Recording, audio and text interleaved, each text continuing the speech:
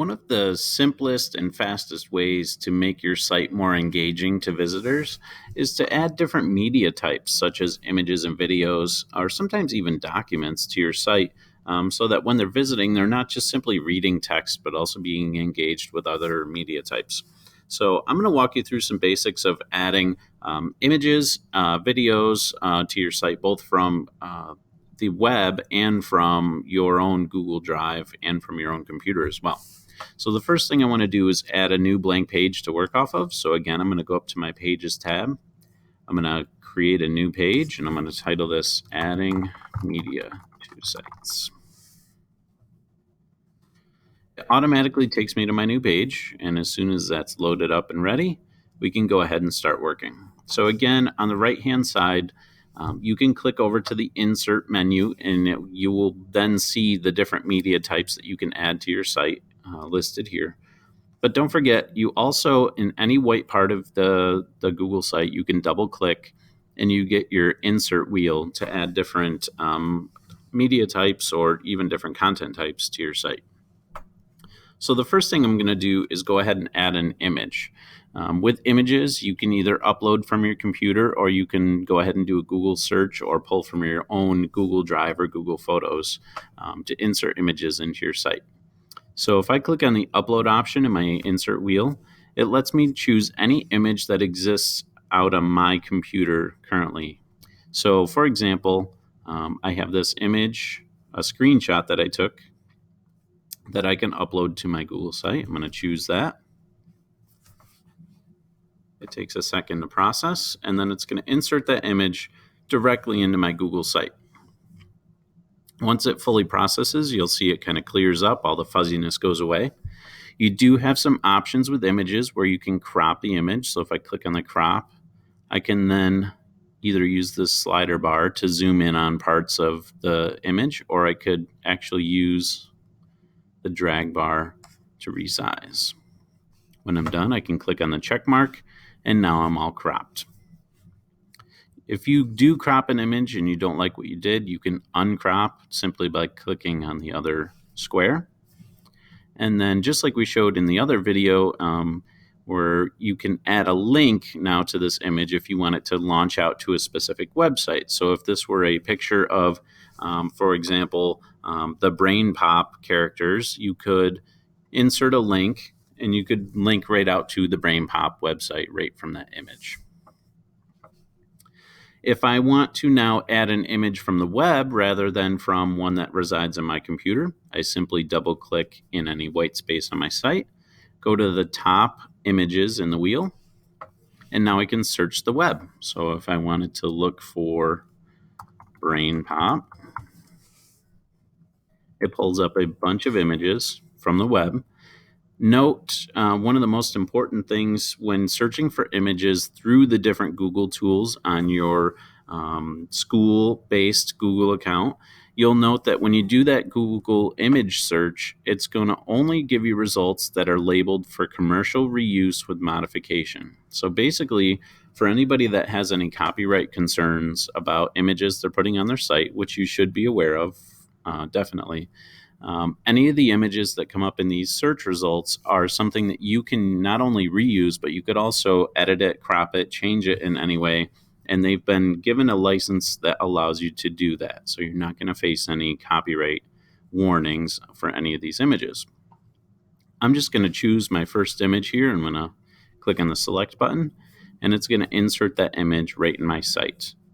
Don't forget, with all the content you put in Google Sites, it's all drag and drop. So now I can simply drag this down to the next section, and it lets me reorganize my content wherever I would like. And again, I can click on the buttons in the corners, and I can resize this image as well. Once you've inserted images and you're feeling comfortable with that, if you decide that you want to take this a step further, and now you want to actually go ahead and add a video to your site, if you have access to YouTube, that's definitely going to be the easiest way for you to get video into your site, but you can also pull video from your Google Drive as well. So for example, if I double tap in the white space here, I can go down to Drive, and I have to find a video here. So let me look for MP4 maybe. if I have some video files.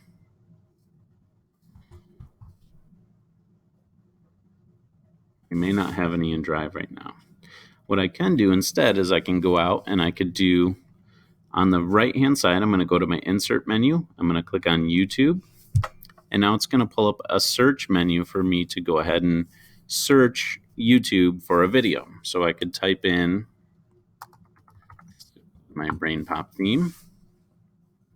So here's some examples of different BrainPop videos on YouTube. If this is the one that I like, I can select it, click on select at the bottom, and it inserts it into my site as an embedded video. So that means it's going to play right from my site without anybody having to actually go out to YouTube to watch this video.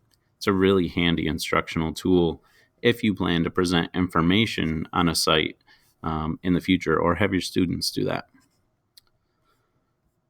Finally, a couple other things that you can add from the menu, the insert menu on the right, that we haven't really talked about yet.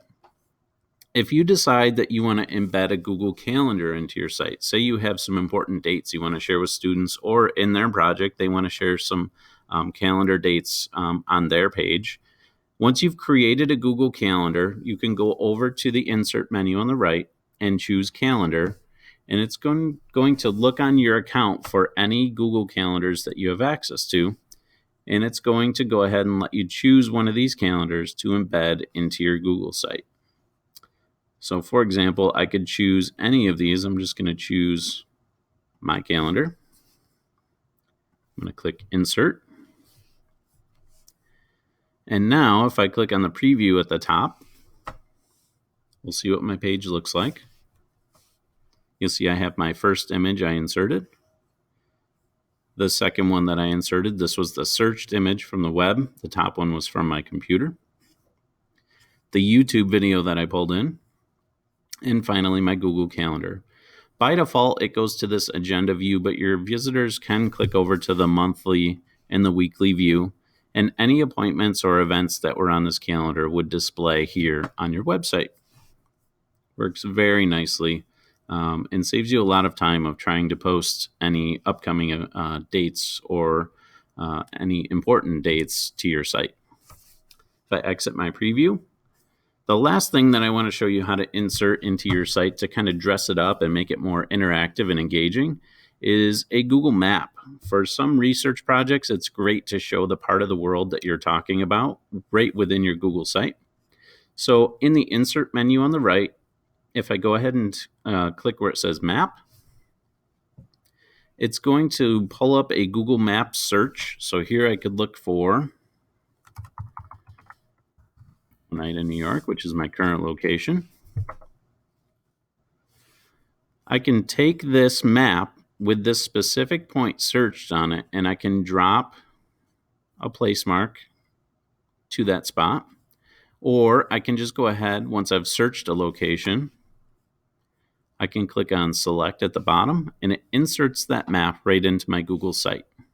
So now when visitors come to my site, if I click on the preview again, they're going to be scrolling through my information, and when they get to that part of the site, Oneida is highlighted, and it allows them to either go ahead and find directions, or they can view this in the larger map, which will launch a new tab on their computer in Google Maps, and it will let them then go through the location in a little more detail. They can zoom in, zoom out, change the map to satellite view, and see more about that location. A really handy tool and very simple way to kind of dress up your site and make it more informational. So that's about it. Those are different media types that you can add. Again, you can do images from your computer, images searched from the web, videos from Drive, videos from your from YouTube, or even if you had a video that was on your computer, you could upload that as well. And then again, we showed you how to insert calendars from Google Calendar and Google Maps with a pre-dropped location on them.